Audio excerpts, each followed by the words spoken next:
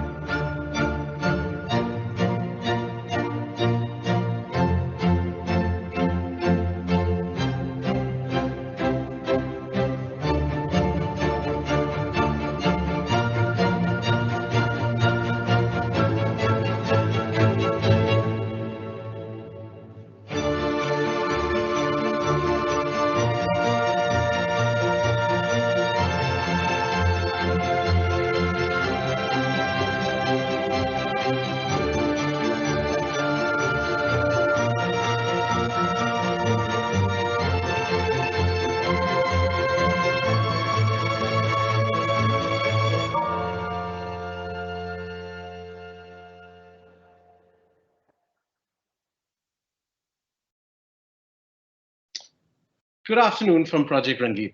We're coming to you live from Philadelphia, Kochi, and a very, very stormy Mumbai. We're excited to participate in this global festival of schools and education organized by T4. Thank you, Vikas Pota and team, for conceiving of this and bringing together such a wonderful network. I'm Simran Mulchandani, and I'm a co-founder of Project Rangeet. Today, we're going to cover three things. We will set the educational context, what children need to learn and how they learn best in this changing 21st century landscape. Project Rangeet as a digital app that is based on cutting-edge research. Examples of real implementations in schools through immersive, fun, play-based activities. Joining us today is Anne Santosh, a special educator inclusive education program at the Global Public School in Kochi, India. Anne is a qualified and experienced school teacher committed to providing holistic and nurturing child-centric education and training. Also joining us is Karishma Menon, co-founder at Project Rangeet. We started Project Rangeet to bring a quality play-based program to teachers, which they can implement at scale. You will also hear from Shalini Subba, a teacher from the Asra Trust in Uttarakhand, India. Please share your questions in the Q&A chat box. My colleagues will interact in the chat box and ensure we get to your questions, which we will take during the final Q&A session. Please try to state your name, where you're from, and if you like, your organization. But first up, we're honored and incredibly fortunate to have the dynamic live wire, Dr. Kathy Hirsch-Pasek, joining us from Philadelphia. Kathy's the youngest person you'll ever meet. And because she's here, we're going to have a blast because fun is Kathy's business. Kathy's a professor of psychology at Temple University and a senior fellow at the Brookings Institution. And she's been declared a scientific entrepreneur from the American Association of Psychology. Writing 16 books and 250 plus publications, she served as president of the International Congress for Infant Studies and is on the governing board of the Society for Research in Child Development. Her Einstein Never Used Flashcards won the book for the Better Life Award in 2003, and her Becoming Brilliant reached the New York Times bestseller list in 2016 for education. In October 2020, Kathy, along with her colleagues Helen Hadani, Elias Blinkoff, and Roberta Golinkoff, published an inspirational study entitled A New Path to Educational Reform, which focuses on the importance of play to promote the development of 21st century skills in schools and beyond. This paper inspires us at Project Rangeet. We're honored to have you here, Kathy. And without further ado, I leave you to enchant our audience. Over to you, Kathy. Thank you so much, Simran. I have to tell you how thoroughly excited I am to be here today and to speak with T4. But I should tell you that the bio is missing. Really what's important is that I have 3 sons and 2 grandchildren. And my 6-year-old granddaughter has really told me that I am what she called a little grown-up. And that's because I love to play. So today I want to talk to you about the science and how the science really supports what we're calling playful learning as a way to help every child reach her potential. Next slide, please. Now, we outlined the theory for playful learning in our books Becoming Brilliant, and as Simran told you, in A New Path to Education Reform. And it focuses on something very central that I want to ask all of you today, and that's in the next slide. What do you think counts as success for your children? Let's go with answer 1. Just click once. We know what it is. It's the traditional way. We are to prepare our children for the reading, the writing, and the math test. Full stop. Really? Is it really what we want? Well, let's go to maybe an alternative. Next click. What about the 21st century way? Supporting children to include, but go beyond reading, writing, and math, to be happy, healthy, thinking, caring, and social, so that they become collaborative, creative, competent, and responsible citizens of tomorrow. Notice the content's still there, but it's nested in something a lot bigger. Next slide, please. Believe it or not, the scientific evidence tells us that if we want that newer definition, how we learn best is going to be through playful learning. Next slide, please. So what do we mean by playful learning? Both free play and what I'll call guided play. You have objects, fantasy, make-believe, physical. It's pleasurable. I mean, it's fun. Wouldn't you like it if your job was a little more fun? Wouldn't the kids like it if they went to school and it was enjoyable? If it was spontaneous? If it involved active engagement that was engrossing, that had a private reality, that was non-literal and could contain an element of make-believe? And we're going to couple that with something, next slide please, that I'm going to call guided play. Guided play is active, not passive, engaged, not distracting, meaningful, not disjointed, socially interactive. Well, it doesn't have to be, but gosh, it's more fun than solo, iterative, in that each time you encounter it, there's something new to discover, and fun, but it has a learning goal. Now, I want you to imagine, you could do a planned play environment in your classroom so that the children could learn certain things by discovering what you put into that classroom, what you set up. Think of your classroom as kind of like a children's museum and all the amazing things that children could learn with you as a guide by their side rather than a sage on the stage. Yes, you could be asking the open-ended questions that get them to think just a little bit more. Suggest ways to explore. Gee, I wonder what's in that corner. Did you hide something in the water table? Is there something underneath that sand? Are there things sprinkled around the playground that children could find? Next slide, please. The way we look at it, playful learning can be defined as something that's initiated by a child or directed by a child, or initiated by an adult and directed by a child or an adult. Let's check it out. If it's initiated by a child, but the child gets to choose what to do within, well, that's free play. Kind of like building a fort somewhere out of whatever you have around. If it's initiated by an adult, you do the classroom, you have a sense of what the lesson plan should be, but the child is the one who has the agency to explore. We call that guided play. If it's initiated by a child and the adult comes over and looks at the drawing and says, oh, you're trying to draw a circus. Why don't we add, that's the end of the drawing. You all know it. The kid will walk away. Call it co-opted play. And then there's the most boring. It's initiated by an adult. It's directed by the adult. And the kid just sits there like what we call in the US, a couch potato. All right, next slide, please. You can see the same thing play out on a kind of spectrum from free play to direct instruction. And in the middle, guided play and games allows you to kind of have bowling with bumpers. That is, the kid's more likely to hit the pins than not, but the child still throws the bowling ball.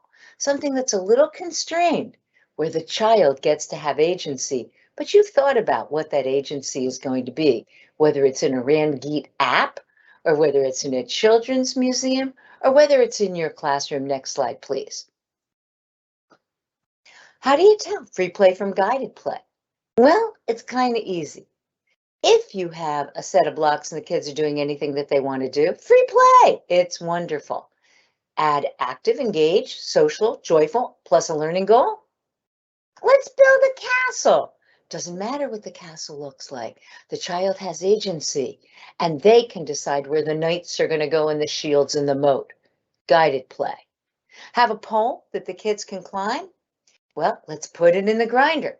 Active, engaged, meaningful, socially interactive and engaging. With a learning goal? I just put hatchets on the pole. Listen to the child. She'll tell you, I climbed 5 feet today. Or the next one goes, I only climbed 2. Next slide, please. You see, playful learning helps children develop the suite of skills that they need to thrive in the 21st century. Those skills that I mentioned as the definition of success. How to get along with other people, to have communication skills, language skills, listening skills, the content and learning to learn skills, the critical thinking, the creative innovation, and the confidence to give it a whirl. Our kids are so scared they don't try anymore. They're worried they're going to fail on that test. We have to get them over that or we will never have the entrepreneurs of the future. And the model builds. Communication is built on collaboration and content is built on communication. So if you don't get the social stuff right, you're in trouble from the get-go. And that's where Project Rangeet comes in. Next slide, please. You see, when we have playful learning, the how of learning, active, engaged, meaningful, socially interactive, iterative, and fun, and we have outcomes, collaboration, communication, content, critical thinking, creative innovation, confidence, the 6 C's, and we put that package together, we have given you a checklist. Look at your classroom again. Are your activities active? Are they passive? Are they fun? Are they meaningful? And what are your kids really getting out of it? When they're working together, they learn in collaboration? Are they doing it on their own or building it together? See if you can look at your world just a little bit differently. And I promise your classrooms will sing, you will change your definition of success, and you will see how even an app that's carefully constructed and curated, like Project Rangeet, can help you build the first step in that process. Thank you so much. This is just to check it on your own, and thanks to our funders and Roberta Galenkoff, who's been by my side forever. Thanks. Thank you, Kathy. That was so good, and I would just be so grateful for every teacher to hear that. That was so cool, and I'm sure the audience would love to interact with you, ask you questions in the final Q&A, and I hope you stick around for that. And thank you for, all the work we've done together and how you've inspired us to build Project Rangeet. And so just sort of a departure, sort of as using what you've presented as a jump-off point, we're now going to present what we do and how we implement your research in schools and in learning communities. So a little bit of history. The 6 C's approach, which Kathy just spoke about, is a departure from what schools have looked like for centuries, right? But where we need to go now is where we began. For hundreds of thousands of years, starting with the hunter-gatherers, learning happened through play and exploration. This changed in the agricultural and industrial ages, where children were trained for and forced into subjugation. Schools, as we know them, were developed into industrial conveyor belts, focusing on rote learning, churning out students with no attention to personal growth. By 2030, and you heard this in the opening video, more than 800 million children and young people will not have the skills they need to participate in the global workforce when they grow up. But now we're faced with an even greater challenge. COVID has changed our world, impacting the lives of over 1 billion parents, teachers, and children. Enrolled students are facing critical learning loss. Others lost access to or continue to have no access to education. Deeper problems are prevalent: isolation, anxiety, a lack of empathy, loss of primary caregivers. Children are re-entering school anxious, scared, sometimes angry. There's a growing climate change related anxiety all over the world. The World Bank estimates that the impact of COVID represents a $10 trillion lifetime loss. And leading institutions believe that before learning can happen, parents, children, and teachers need to be ready to teach and learn. And systems to teach are required. We have an opportunity to rebuild education from the ground up by listening to teachers. Our goal at Project Rangeet is to help facilitators prepare children to thrive and be active global citizens and promote true learning equity. We do this through an app that supports facilitators to promote the overall development and well-being of a child, featuring play-based, social, emotional, and ecological knowledge, or SEEK lessons and resources. SEEK is based on the science of learning that you just heard. How children learn and what they need to know, helping learning communities around the world navigate the new normal. We do this by tying together empathy for self, those around us, and all life on Earth, with an emphasis on building agency in each of us to take action. The app contains training modules, methods to deliver the content, and tools to monitor and measure impact on children and facilitators at scale. Project Rangeet works in India, Bangladesh, and soon in Peru. Now, let's have some fun and experience Project Rangeet through my colleague Karishma and teachers Anne and Shalini, who have actually implemented it on the ground. Karishma, over to you. Hello, everyone. I'm Karishma. Thank you so much for taking the time to join us. We really appreciate it. We hope to make this a lively session, which gives you a glimpse into our 3 learning umbrellas: society, ecology, and self. A real Project Rangeet lesson involves lots of immersion, interaction, and fun where everyone takes part in the art activities, experiments, songs, storytelling, and games. So please try to imagine that, because unfortunately, we cannot interact with you on this platform. Nonetheless, we'd love it if you joined in the fun and send us your comments in the chat box. We'd first like to welcome all of you with our Hello Pranam song.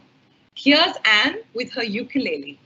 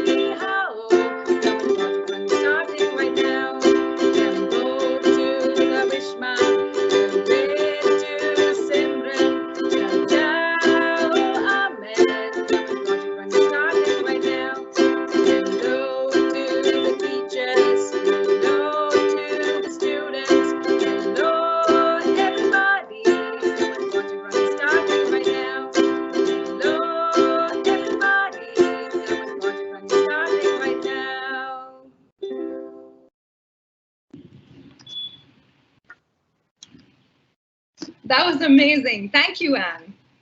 The Hello Pranam song is an integral part of any Project Rangeet session. It begins each class with a positive rhythmic song where a teacher welcomes each child by name. This is based on research that suggests when a child is named in any setting, be it a classroom or a community, they feel a sense of belonging, that they matter enough to be named and feel more invested in the session. Everyone sits in a big circle, the teacher sings the song and gets everyone to join in by introducing themselves. Depending on the country or culture, we encourage teachers to change the lyrics of the song as per their greeting, as well as add in a few the children might not have heard before. For example, hola, konnichiwa, guten tag, bonjour, and the list goes on. This exposes the children to other languages and cultures. The next activity is called the Play-Doh activity, which is from our society umbrella. And we'd like to invite all of you who might be able to grab a piece of, plain Play-Doh, paints, and wet wipes to join in. Anne, over to you. Thank you, Karishma. Here I would like to explain how I implement the Play-Doh activity in the classroom. In the classroom, I hand each child a piece of plain colorless Play-Doh.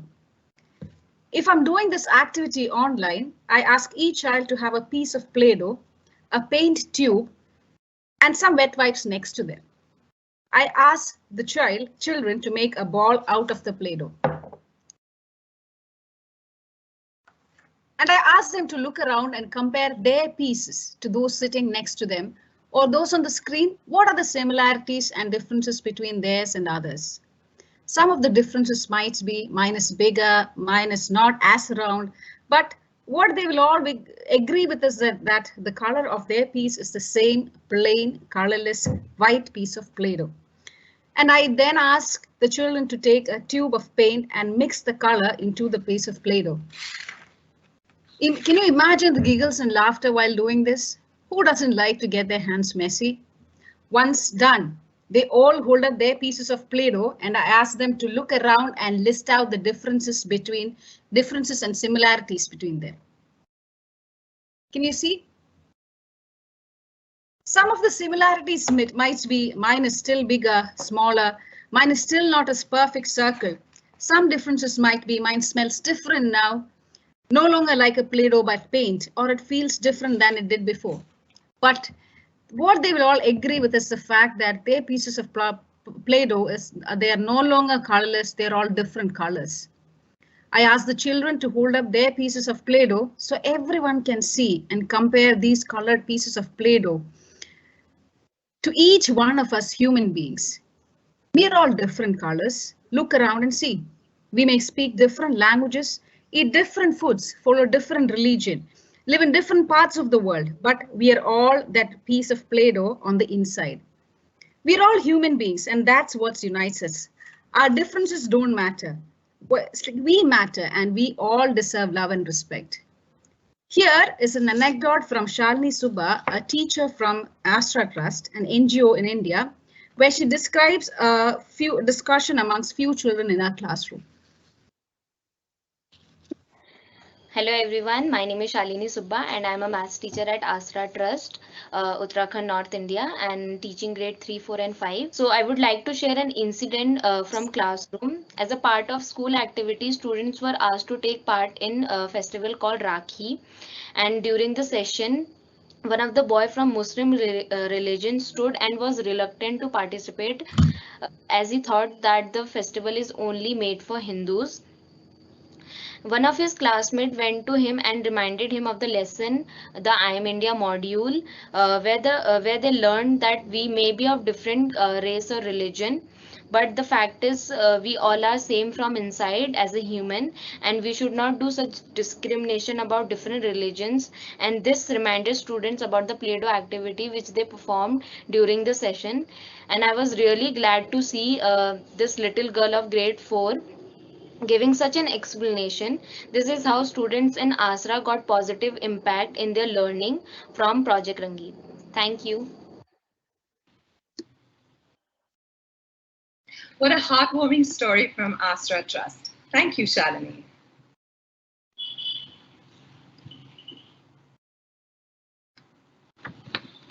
We're now going to play a game from our ecology umbrella called Hidden Culprits. Here is a picture of a neighborhood which at first glance looks environmentally safe and friendly. However, there are culprits lurking around that are contributing to pollution and climate change. In a physical setting, the children gather around this game board, identify the culprits, and replace them with environmentally friendly images that they color in and stick over the culprits. If conducted online, the facilitator can share this image, like I'm doing now, and ask the children to find the culprits while annotating on the screen. For this session, though, we'll just identify the culprits. The software doesn't allow me to interact with anyone, so I'll identify the culprits myself and call them out as I go along. So please join in. Look for the culprits at your end too. You can type them in the chat box and please share your comments. We will look out for them.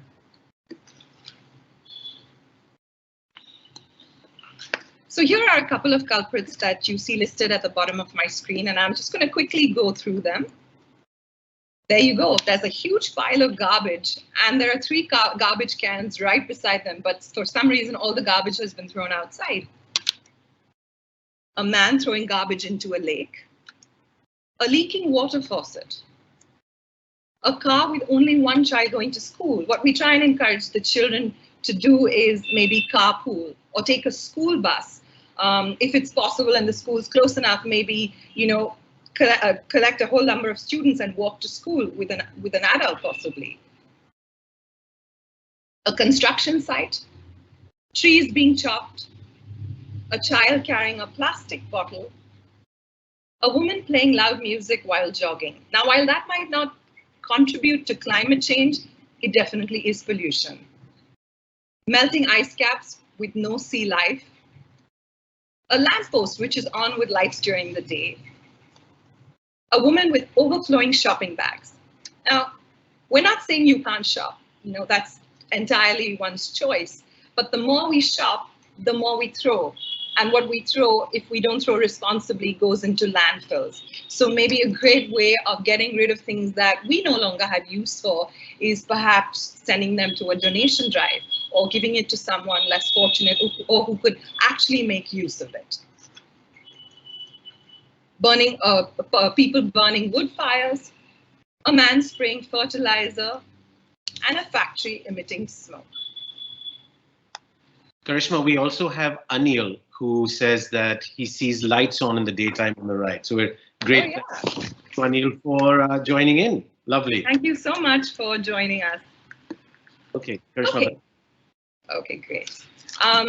So this game can be played as part of Project Rangeet's ecology umbrella, or it can be used as a resource to teach pollution in a science class.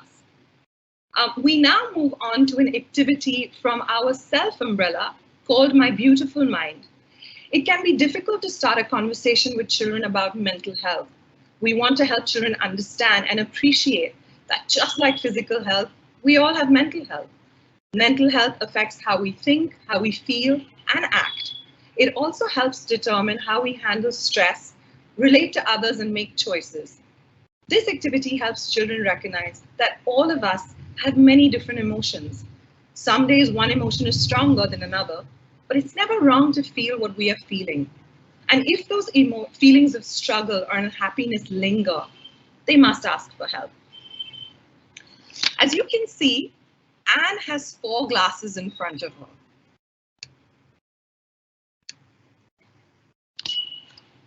Each glass represents an emotion: happy, fine, sad, and extremely sad. In each glass is a different colored acrylic paint and some baking soda. She will now add a little vinegar to each glass and you'll see what will happen. On some days, we're extremely happy or happy.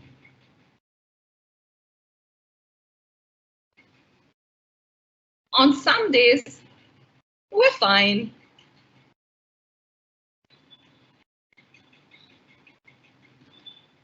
Then there are days that make us sad,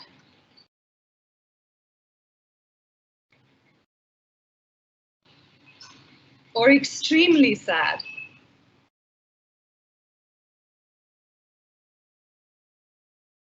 Having these emotions is completely normal, but if we feel like we're sad or extremely sad for prolonged periods of time, and our emotions keep bubbling over and getting the better of us, we should ask for help.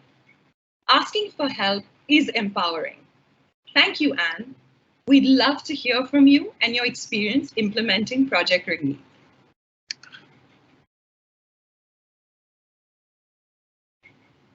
You're on mute, Anne.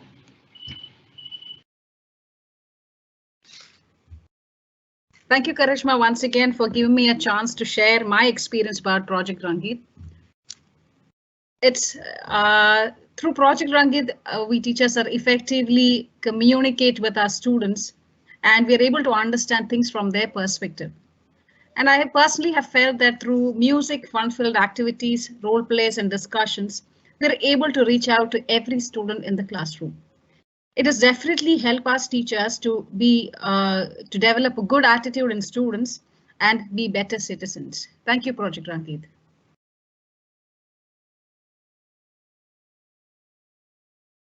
All right.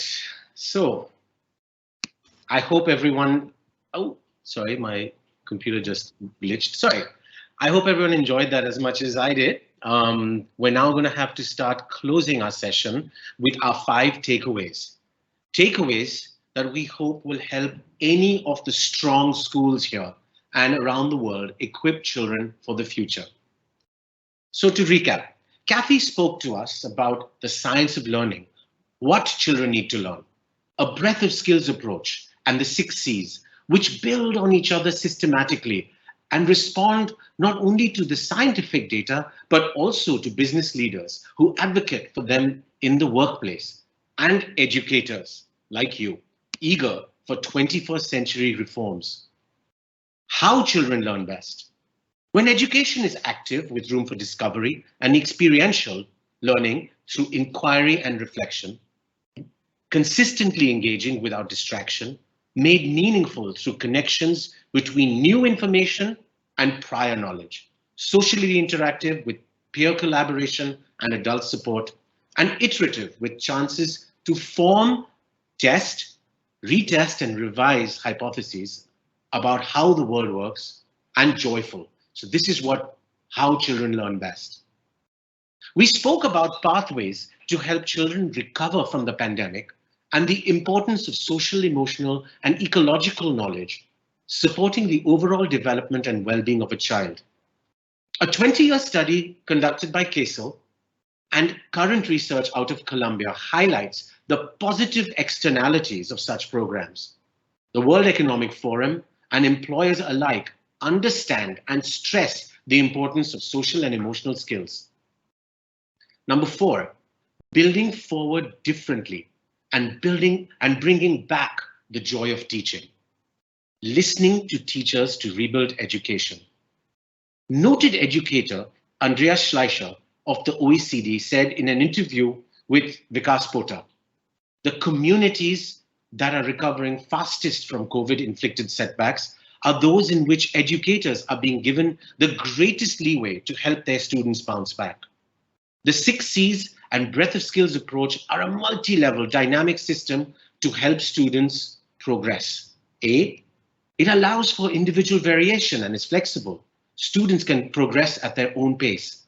And B, teachers are able to think about their students and what is required for them rather than simply implementing what they're told to do. That brings back the joy of teaching. And I'm sure you agree. And lastly, we focused on Project Rangeet. We talked about the fact that it can be taught anywhere, anytime by anyone. We hope that you see it as an innovative and recognized pedagogical approach. We've talked about how it's adaptable to different cultures and how it can be scaled across any socioeconomic and geographic context. And this can be co-opted by any organization to impact not just children, but future societies and thinking. And now with that, we've reached our Q&A and the discussion section ends here of World Education Week. We'll now take the questions and hope to interact with you. I'm going to now go to the chat box. Bear with me just a second, please, as I do that. And let's go. So the first question is, I think this looks like it's for Kathy. Can you please explain how the 6 C's build upon each other? Thanks in advance. Yes, absolutely. And thank you for asking that question. It's actually built off of a model that comes from thousands of papers in developmental psychology, how kids develop. The first thing you'll notice is that the relationship is core. That is, parents, caregivers, and children interacting with one another create a kind of dynamic back and forth that prepares the way for not only being able to understand the social and emotional temperature of another person, but also the back and forth itself, which you'll recognize is the same thing we use in language learning. In fact, the timing and the meaning and the emotional quality of those back and forth interactions in infants has recently been linked to brain growth in the way young children develop their brain and brain connectivity, structure and connectivity, which then prepares them for early language development. So language builds on these social interactions. Now, if you don't have strong language and communication skills, you're not going to have an opportunity to develop the content skills because I can't relay them to you. You won't get it. Or the learning to learn skills. The research also tells us that you can't have critical thinking if you have nothing to be critical about, if you have no way to provide evidence, if you don't have any information. And yes, even 3 and 4-year-olds are magnificent critical thinkers. We can come back to that if you have further questions on it. The same is true for creativity.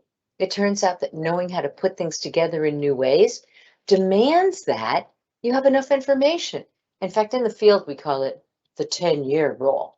That is, the greats in creativity really have amassed a very strong education, so they know what they're doing when they invent a new kind of musical genre or a new kind of artistic genre. Right. Then when we get to confidence, it's here that our children really are a little bit weak around the world.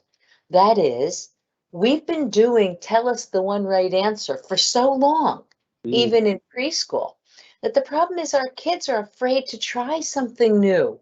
We've made it scary to get the wrong answer. We've made it horrible to fail and learn from failure.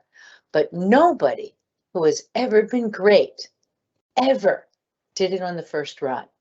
Even Mozart made a few mistakes. So that's why it's a build, and each one builds on the one prior. That's awesome, Kathy. Thanks so much. I'm going to take the next question, and I'm going to ask Karishma to take this question. Is Project Rangeet part of the core curriculum, or is it separate? How does it play out in schools? Can you please explain to the audience? Sure. So activities from the Project Rangeet curriculum can be used to help develop social, emotional, and ecological skills during mainstream classes, such as math, English, science, or geography. For example, our explanation on how we have an activity where we explain how germs spread from, it's part of our pandemic recovery activities, and that can be used in a science or a biology class. We have an activity which requires kids to calculate their carbon footprint. That can be used in a math class. As you saw, we just did an activity called the hidden culprits, where we children identify different types of culprits causing pollution. That's something a teacher can use as a resource in a science class. Okay, thank you. Kathy, it sounds like you're very popular today, so one more question for you. What about building resilience and flexibility in children? Can the 60s impact that? Resilience, flexibility, gratitude, forgive, all of the things that we're talking about now. How does it play there? Absolutely. I mean, the most important thing about flexibility and resilience is to let people try. And that's what I'm saying about the sea of confidence. Often we don't do that. And often, even if we believe it's okay for our kids to try, we're sending the message, and our school systems are sending the message, that if you do it and you fail, it's a black mark against you. So part of what we have to do is model that we don't get it right the first time either. I know I've never been a very good cook, so my kids saw this firsthand. There were many recipes that flopped in our house, and we would try them, and I would make the cake, and then we would go out for dinner and grab a pizza. So if you show children that you're not perfect either, and that everything takes effort, then it's not about there being good or bad or failures or not. The literature tells us it's about the effort you put in, and about seeing that, we're getting a little closer, and it's okay to really try out your ideas. The second is, when you're a person who is willing to accept for yourself that you don't know it all, and that trying it out and flexibility is worthwhile, you're also more open to seeing people who have differences and don't get it right either. And you say, it's okay, you tried. And that's what we're really after. I must give one anecdote. My granddaughter, who is now 6, at age 5, really kind of thought she knew tons. So there was right and there was wrong, And I decided in her presence, I was just going to keep flubbing things. And at first it was deeply frustrating for this child. And then finally she said to me, you know what? It's okay. You're trying. and I'm going to try something new too. And I thought, finally, we got through. It's not about right and wrong. It's about giving it the effort to be all that we can be. That is cool. And I think Chris Martin of Coldplay was inspired by you when he wrote the words, "If you'll never try, you'll never know," in his famous song, The Speed of Sound, right? And I'm also reminded of a very famous cricketer, and I know you don't know this sport at all, Steve Waugh, who's an amazing, inspiring leader in cricket. And he just said, I don't believe in coulda, woulda, shoulda. I just get on with it. And I think that's a mantra. That's what we need to go, right? And even I will tell you, this last summer, I was thrilled with the decision Simone Biles made at the Olympics. Yes. And I used as an example with my granddaughter. Here's the world's best. She's still the world's best. And now she's the world's best, and showed us all that if there are moments that you're not ready, step back, get yourself together, and then move forward. Wow. Yeah. That's executive function in spades. Correct. Cool. All right. I'm going to go on to the next question, which is, I was wondering what demographic does Project Rangeet cater to? And I'm going to ask this question partially of Karishma, partially of Anne, putting no one on the spot if you feel like answering. So Karishma, maybe you can help, and maybe, we can find who does this work for? Sure. I can start, and if Anne would like to add anything, she's welcome to. So I think, like we mentioned in our presentation, Project Rangeet can be taught anywhere, anytime, by anyone. Currently, Project Rangeet applies to children between the ages of 7 to 16. And of course, a lot of this is dependent on where Project Rangeet is teaching.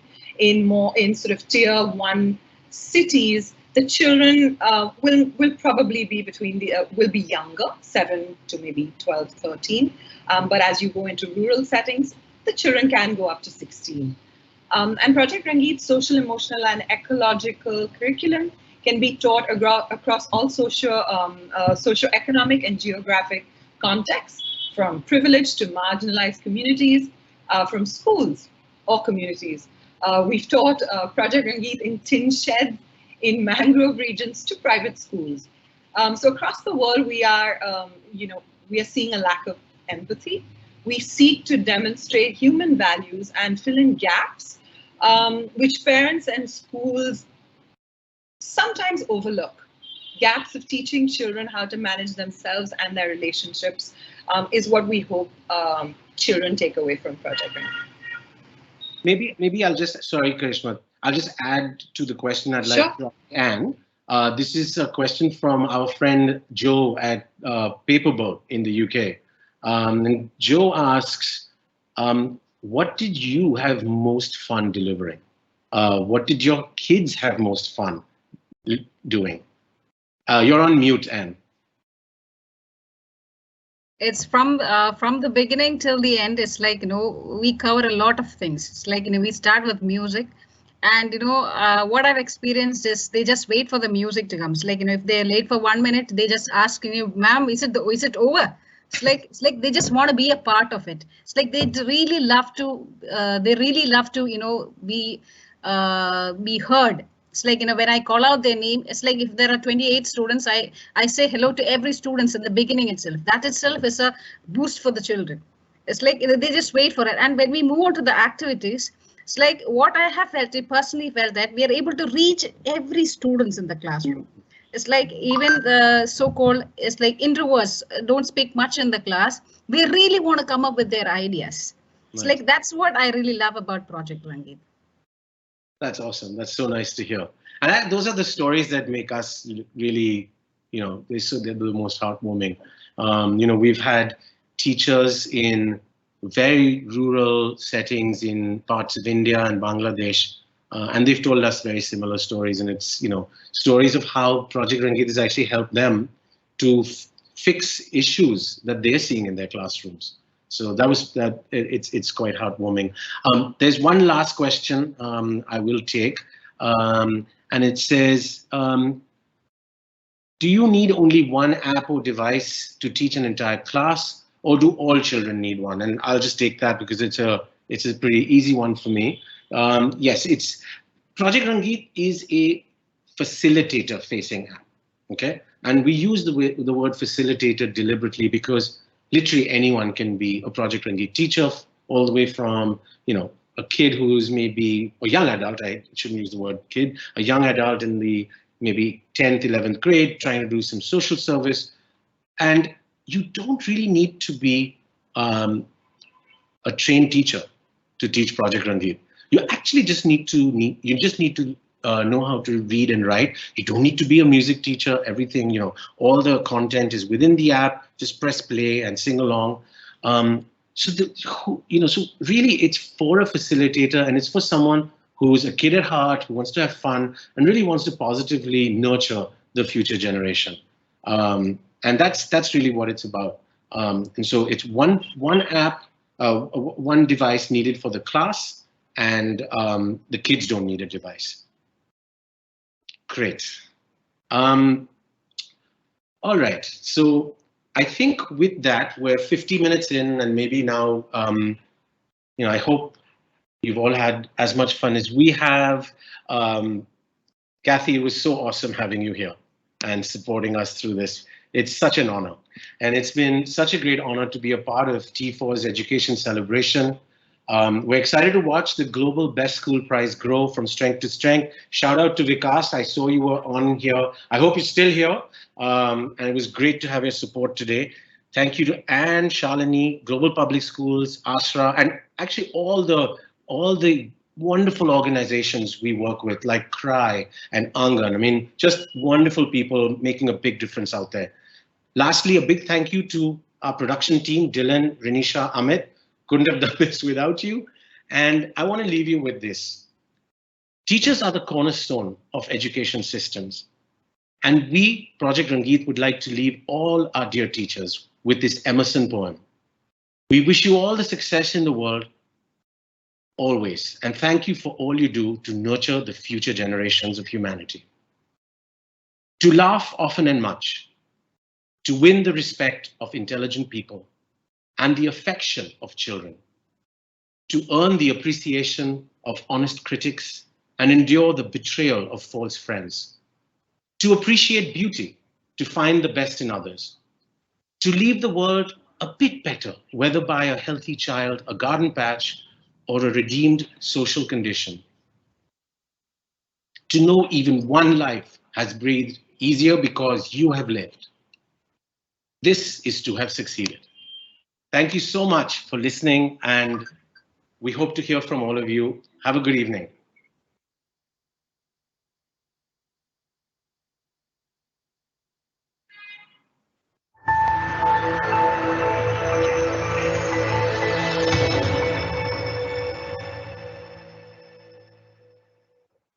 Join Time Magazine's lead education reporter alongside global educators and advocates to explore the impacts of teaching forgiveness. I teach forgiveness because it can have a positive impact in my students' families. It helps my students thrive in the face of adversity. Students who can forgive are happier. Join us to hear from teachers and thought leaders on how and why to include forgiveness in your classroom.